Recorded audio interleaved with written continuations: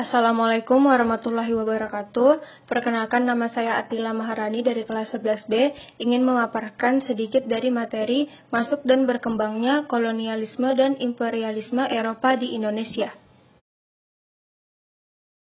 Masuk dan berkembangnya kolonialisme dan imperialisme Eropa di Indonesia dikarenakan penjelajahan samudra oleh bangsa Barat, yaitu ketika bangsa-bangsa Barat melakukan penjelajahan mengelilingi dunia untuk menemukan komoditas dagang di dunia timur.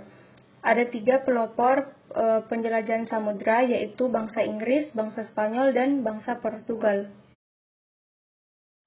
Adapun yang melatar belakangi penjelajahan samudra, yang pertama, jatuhnya Konstantinopel pada tahun 1453 ke tangan Turki Ottoman.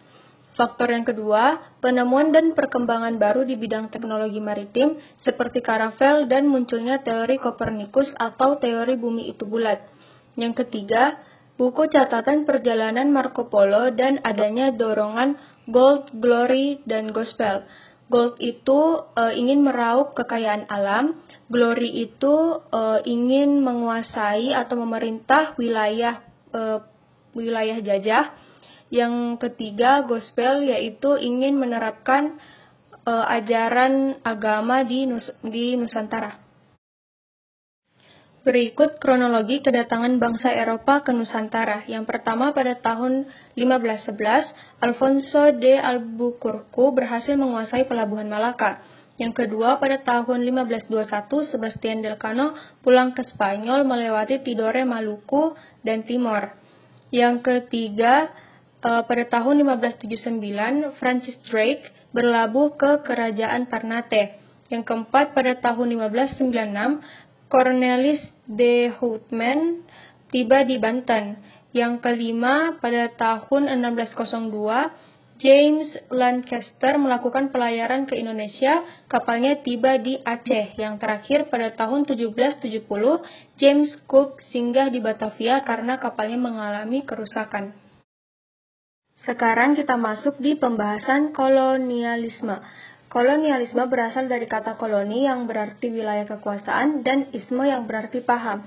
Jadi, kolonialisme adalah pengembangan kekuasaan suatu negara atas wilayah beserta manusianya yang berada di luar batas negaranya. Dibagi menjadi 3, yaitu kolonialisme eksploitasi atau gold, yaitu meraup kekayaan alam, kolonialisme penduduk, ingin menguasai penduduk atau glory, dan kolonialisme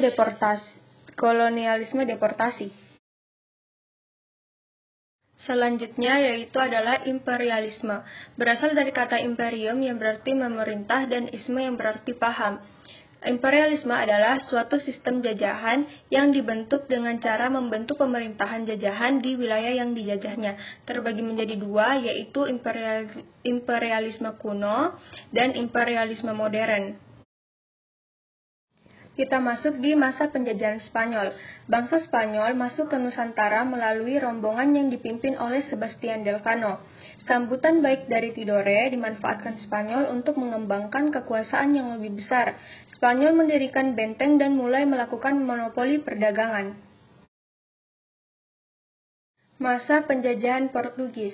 Bangsa Portugis masuk ke Nusantara di bawah pimpinan Alfonso de Albuquerque yang berhasil menaklukkan Goa pada tahun 1510 dan Malaka pada tahun 1511. Sejak itu, Portugis menguasai perdagangan rempah-rempah dari Asia ke Eropa. Bangsa Portugis diusir dari Ternate oleh Sultan Ba Abdullah pada tahun 1575. Masa penjajahan VOC atau Belanda. VOC dibentuk pada tahun 1602 sebagai upaya untuk memperkuat diri dalam menghadapi persaingan dagang dengan negara atau bangsa lain.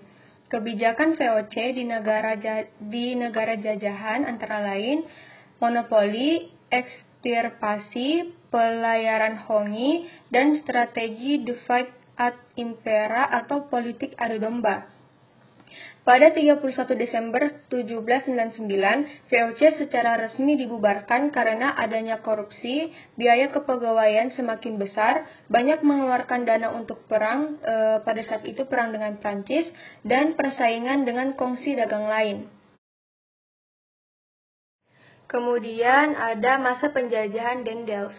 Pemerintahan Prancis mengirim Herman William Daendels untuk menjalankan pemerintahan di Hindia Belanda dengan tugas utama mempertahankan Pulau Jawa dari serangan Inggris. Penjajahan Janssens. Daendels dipanggil kembali ke Belanda pada tahun 1811 dan digantikan oleh Jan William Janssens. Pasukan Inggris mendarat di Batavia pada 4 Agustus 1811 dan berhasil menguasai kota tersebut. Yang terakhir, masa penjajahan Thomas Stamford Raffles. Masa pemerintahan Inggris di Nusantara dimulai sejak 18 September 1811. Beberapa kebijakannya: pertama, membagi Pulau Jawa menjadi 16 keresidenan. Kedua, menghapus peran para bupati sebagai pemungut pajak dan menjadikannya sebagai pegawai pemerintahan kolonial. Yang ketiga, menetapkan sistem sewa tanah. Yang terakhir, memberikan kebebasan kepada para petani untuk menanam tanaman yang laku di pasaran dunia. Itu saja yang dapat saya sampaikan, semoga bermanfaat. Mohon maaf apabila ada kesalahan. Assalamualaikum warahmatullahi wabarakatuh.